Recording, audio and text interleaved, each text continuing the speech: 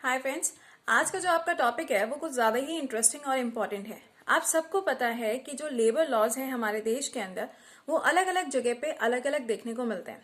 लेकिन अब गवर्नमेंट के द्वारा जो चेंजेस किए गए हैं, अगर हम उन चेंजेस की बात करें तो अब 1 अप्रैल 2021 से लेबर लॉ के अंदर जो वेजेस की डेफिनेशन होती है, वेजेस का मतलब है जो पैसा हमें दिया जाता है, जो काम हम करते हैं उसके रिटर्न में जो हमें पेमेंट किया जाता है उसे हम वेजेस कहते हैं। तो वेजेस की अब एक कॉमन डेफिनेशन रहेगी 1 अप्रैल 2021 से।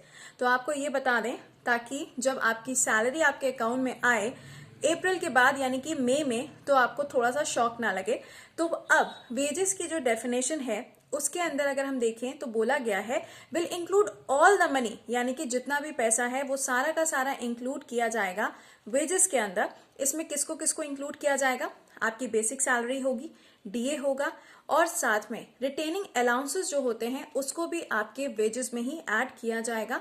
और अब कोई भी कंपनी या फिर आप इनकम टैक्स की वेजेस की डेफिनेशन की बात करो, सबकी डेफिनेशन अब एक जैसी होने वाली है।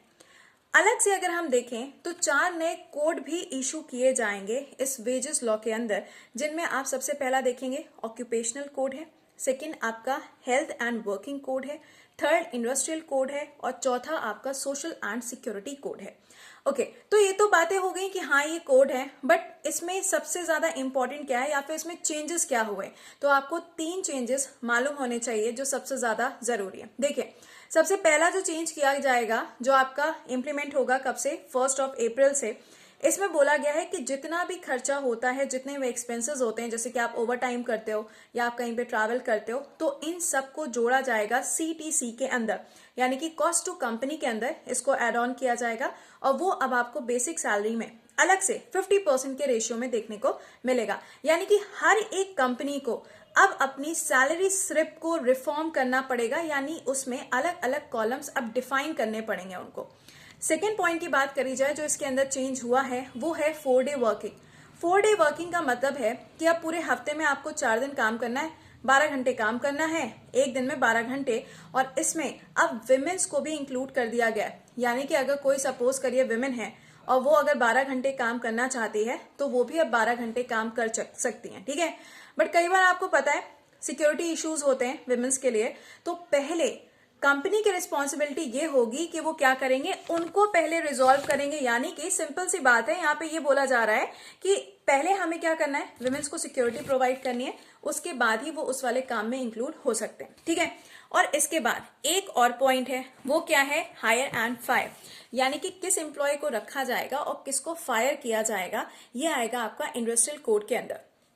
अब इसमें क्या होगा? अभी तक क्या होता था, अगर कोई कंपनी है जिसमें 100 से कम वर्कर हैं तो उसे बंद कर दिया जाता था, उसे शट कर दिया जाता था, लेकिन ये काम सरकार के हिसाब से होता था। लेकिन अब इसके अंदर क्या होगा, सपोज करिए अगर कोई कंपनी है जिसके अंदर सिर्फ 300 वर्कर्स हैं, यानी कि 300 या 300 से कम है, तो उस कंपनी को अपने हिसाब से बंद किया जा सकता है और उसमें सरकार से पूछने की कोई भी जरूरत नहीं है। ये 3 चेंजेस आपको देखने को मिलेंगे। कब से इंप्लीमेंट हो जाएगा? 1 अप्रैल 2021 से। तो अब आपकी जिम्मेदारी बनती है कि जब आपकी सैलरी स्लिप आएगी तो प्रॉपरली चेक करिएगा कि उसमें जो अलग अलग मोड हैं क्या वो प्रॉपरली डिफाइंड है, क्या उसमें जो वेजेस हैं उसमें हर एक चीज को इंक्लूड किया गया है कि नहीं इंक्लूड किया गया है, और कहाँ पे कितना डिडक्शन हुआ है, यह आपके लिए जानना जरूरी है। तो मिलते हैं अगले सेशन में। Till then bye bye.